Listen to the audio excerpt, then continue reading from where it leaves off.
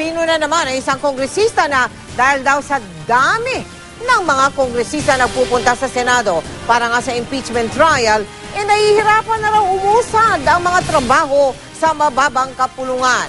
Kanina nga lang nasa 40 kongresista ang nasa Senado. Nakatutok si Jam Sisante.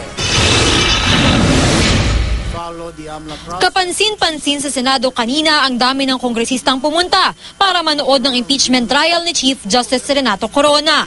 Hiniling daw kasi ni House Speaker Sonny Belmonte na pumunta ang mga kongresista sa Senado bilang suporta sa prosecution team. I think this is only the second time that I myself requested that more than the usual contingent, usually may mga 15 rito in addition to the prosecutors, come around. Dahil dyan, in-adjourn agad ang sesyon sa Kamara ilang minuto lang matapos itong buksan kanina.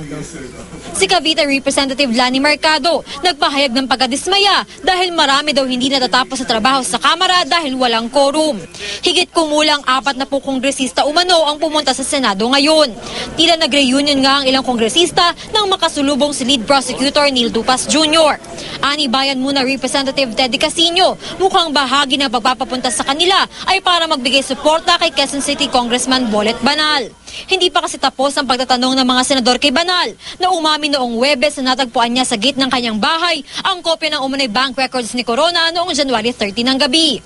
Pero ani Casino, dapat nakapukol ang atensyon sa mga pangunahing isyu sa pagilitis, lalo pat napapalabas na ng prosekusyon ang mga ebidensya laban kay Corona. Well, admittedly, yung prosecution marami talagang kahinaan. No? At kami mismo sa House ay medyo minsan nadidismaya.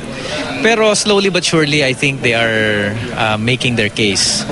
Jam Sisante, Nakatutok, 24 Oras.